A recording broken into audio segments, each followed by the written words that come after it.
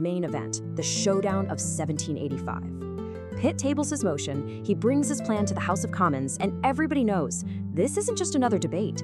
This is a fight for the future of Parliament itself. His plan was surprisingly simple. Step 1, get rid of 36 of the most ridiculous, corrupt little towns or boroughs. Some of these places literally had only a few voters who were all controlled by one rich guy. Step 2, take the 72 seats from those places and give them to where the people actually lived, like the big counties and the City of London. And Step 3, open up the vote to a few more people, specifically more property owners. So how in the world do you convince these rich, powerful men to give up their personal seats in Parliament? Pitt's solution was pretty straightforward. You pay them. He proposed setting aside £1 million, an absolutely mind-boggling amount of money back then. It was basically a giant fund to compensate these guys for losing what they considered their private property. But even with all that money, the opposition was huge. Pitt was going up against the so-called borough mongers, the wealthy patrons who owned these constituencies and made a fortune from the corruption. They and Pitt's political rivals were terrified of losing their power. They were worried about giving in to public opinion. Let's just say the odds were definitely stacked against him.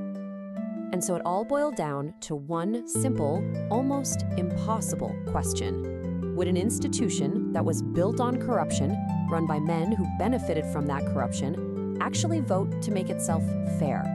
Would Parliament vote to give away its own power? Well, the answer came, and it was pretty loud and clear. But the story really doesn't end there, because what happened after the vote, the legacy of this single defeat, that's where things get really interesting. And there it is, the final count. The bill was defeated, 248 to 174. Pitt's big gamble had failed. The old system, the powerful special interests, they won the day. Parliament would not be reformed, at least not yet. And you know, this wasn't even his first try. He'd pushed a smaller bill a couple of years earlier, in 1783, and it got crushed even worse. After the second failure in 85, Pitt pretty much threw in the towel. It was one of the few big defeats of his career, and he moved on, focusing on things like finance.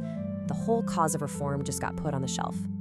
So why did it fail? Let's be really clear. It wasn't because the ideas were bad or the plan was flawed. It failed because the very people who had to vote yes were the exact same people who stood to lose their power, their influence, and their money. It's the classic story of self-interest beating the public good. The system was just protecting itself. But here's the thing about a powerful idea. It doesn't just vanish when it loses a vote. The defeat of 1785 was just the beginning.